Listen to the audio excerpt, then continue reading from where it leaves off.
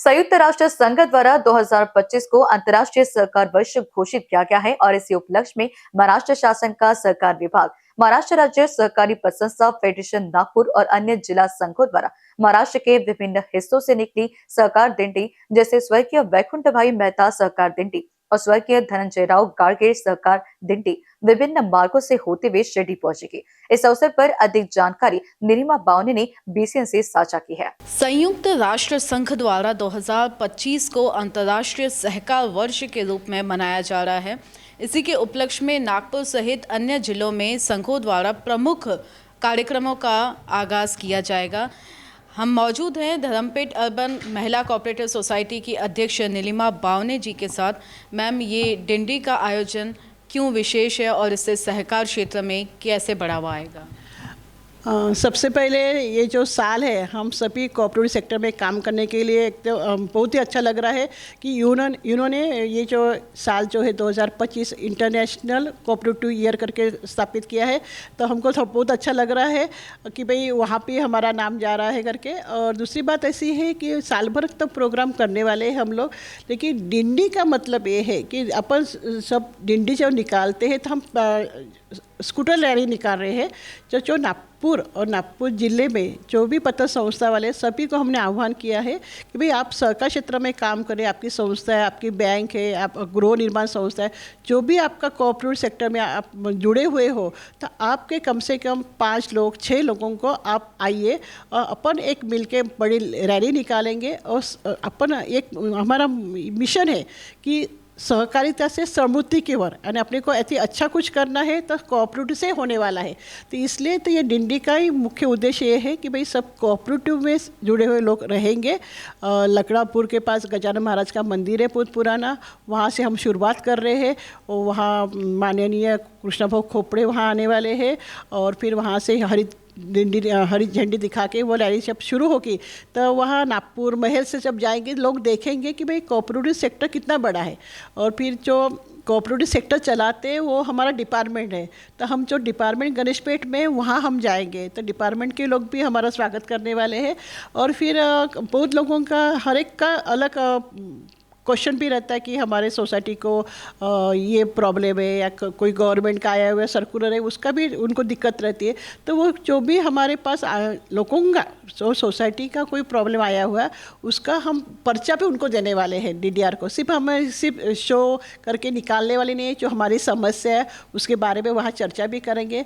फिर आगे जाके सबको ऐसे पूरा हमारा जो रूट ठहरा हुआ है वहाँ से बरडी से होके हम लोग गणेश जी के पास आएंगे कि भाई हमारा ऊपर जो कभी संकट ना आए कोऑपरेटिव पर। और फिर वहाँ से ही हमारी डिंडी जो है वहाँ जाएंगी वर्धा। तो आप पूछेंगे कि ये डिंडी नागपुर के लिए नहीं है, नागपुर से शुरू होगी शिरडी तक जाएंगे, क्योंकि शिरडी में अंतर्राष्ट्रीय कोऑपरेटिव परिषद होने वाली है, सहकारिता परिषद होने वाली है कि वहाँ पर 14 देशों के प्रतिनिधि आने वाले। जैसे आपको मालूम है कि नागपुर में फेडरेशन है, महाराष्ट्र में फेडरेशन है, वैसे ही हर देश में कंट्री में भी उनके फेडरेशन रहते हैं। तो उनके फेडरेशन के लोगों को हमने वहाँ इनवाइट किया है, तो वो लोग शिरडी में आने वाले 8 और 9 तारीख को। तो स्पेशली ये जो हमारा अधिवेशन होने जा रहा है, कॉन्फ्रेंस होने जा रही है, उसमें हमने एक दिन जो है 8 तारीख का 8 अभी फरवरी का वो हम स्पेशली बच्चों के लिए रखा है। जो कॉलेज में के बच्चे बीकॉम के, सीए है, वकील है, यंग लड़के जो है उनको हमने इन्वाइट करे, यानी उनके सामने हम हमारा प्रेजेंटेशन देंगे कि भाई एक आधी संस्था कितनी बड़ी हो सकती है, आपको इसमें रोजगार करने की संधि है। गवर्नमेंट के को जो स्कीम आ रही है केंद्र की तरफ से कि सोलर का है, जैसे कि पानी पुरोठा है, अभी आपको पता है कि नहीं मालूम नहीं मुझे, लेकिन ये टोल नाका जो है वो भी कोऑपरेटिव को देते हैं। नेशनलाइज के रोड जो बनते हैं हाईवे के, उसमें भी कोऑपरेटिव कोई संस्था अच्छी है बड़ी तो वो भी उसमें पार्टिसिपेट हो सकती है। तो हम इस टाइप का वहाँ प्रेजेंटेशन भी करने वाले शिरडी में। तो लोगों को लगेगा ये भी हमारे लिए संधि है, क्योंकि लोगों को मालूम ही नहीं तो लोग आएंगे कैसे। जैसे हम बोलते कि युवक लोग डॉक्टर इंजीनियर बन रहे, तो उनको हम देंगे। अब ये इतने सालों से 30 सालों से हम जब काम कर रहे हैं हर एक संस्था, तो हमारे पास जो नॉलेज है वो हम बच्चों को देंगे। तो हमारा वो 8 तारीख का जो प्रोग्राम है उसमें सब यंग लोग रहेंगे। तो ये फिर 9 तारीख को तो पूरा बहुत बड़ा 3000 लोगों का वहाँ बड़ा अधिवेशन होने वाला है। तो उसमें और जो अच्छी अच्छी संस्था है उनका सत्कार होगा, कोई उनकी सक्सेस स्टोरी रहेगी और मुलाकात होगी। सब मिनिस्टर लोग वहाँ आने वाले हैं और जो फॉरेन के डेलीगेट्स आ रहे हैं तो उनका वहाँ का अनुभव रहेगा। सबकी पिक्चर बने हुए कि छोटा सा कोई प्लान रहता तो रहे, कोई उद्योग कर रहा है तो उनकी सक्सेस स्टोरी वो उन्होंने कैसे बड़ा किया। तो क्योंकि हमारी संस्था के बारे में आप देखोगे कि सिर्फ 40 महिला जब आई थी तो लग ही नहीं रहा था कि इतना बड़ा होगा। तो ऐसा क्यों, ये देख के लोगों को कुछ आदर्श सामने रहेगा तो लोग आगे बढ़ेंगे भी। और इस साल हम सभी का ऐसा है कि नए नए संस्था भी खोलने को ना, महिलाओं का पार्टिसिपेशन बढ़ने को ना, महिला सोसाइटी भी ज़्यादा होना। और जो हम संस्था नागपुर में या पूरे महाराष्ट्र में जहाँ जहाँ कोऑपरेटिव सेक्टर है वहाँ का एक हेल्दी वातावरण तैयार होना चाहिए। जो कंपटीशन है वे सिर्फ मुझे बड़ा होना इसमें नहीं, अपन सब कैसे बड़े होंगे, जो कुछ पीछे है तो उसको हाथ पकड़ के अपन कैसे सामने ले जा सकते हैं।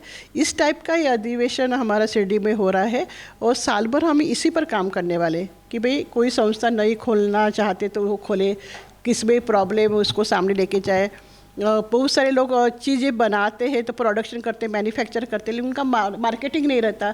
तो मार्केटिंग के लिए भी अपन कर सकते हैं, कोऑपरेटिव मार्केटिंग सोसाइटी पर अपन खोल सकते हैं।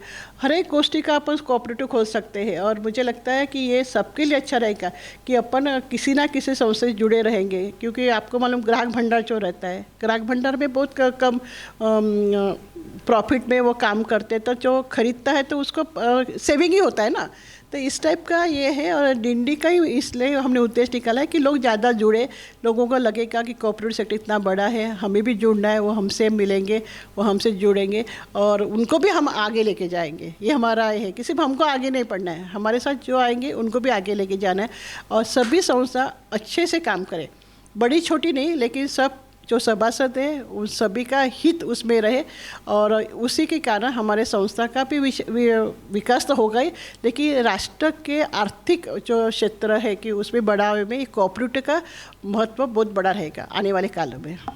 मैडम, अंतर्राष्ट्रीय सहकार वर्ष 2025 को घोषित किया गया है। महिला अर्बन कोऑपरेटिव सोसाइटी की आप अध्यक्ष हैं। महिलाओं के लिए कोई विशेष स्कीम्स इस साल? हाँ, इस साल तो हम महिलाओं के लिए अधिवेशन लेने वाले हैं, परिषद लेने वाले हैं। और जो नए लोग हैं, एक्सपर्ट है, टीचर प्रोफेसर है, उनको हम लाएंगे, उनका हम भाषण रखेंगे, लोगों के सामने प्रेजेंटेशन रखेंगे भी अपन और क्या कर सकते हैं।